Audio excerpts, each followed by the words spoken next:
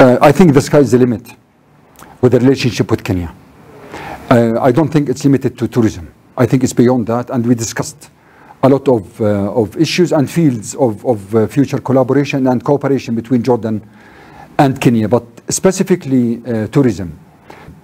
Tourism is one of the main drivers of the national economies. It contributes to like 15.6% of the total GDP in Jordan. And as I heard from Dr. Mutawa, that it contributes to almost 10% in the Kenyan economy. It used to be higher.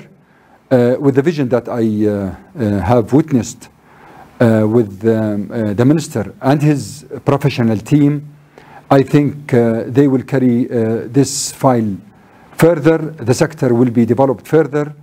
I saw determination and I saw seriousness. So there's a lot to collaborate with Kenya, training, maybe marketing, promotion, joint projects, and in the field of antiquities, we can do a lot together. We have immense experience in archaeology, preservation, restoration, maybe rebuilding some sites. I'm sure that there's a lot that is hidden under the Kenyan soil. My key concern is Jordan willing to have Kenyans get visa-free to Jordan? If it is reciprocated, yes. I mean, if we are treated the same, absolutely we do it.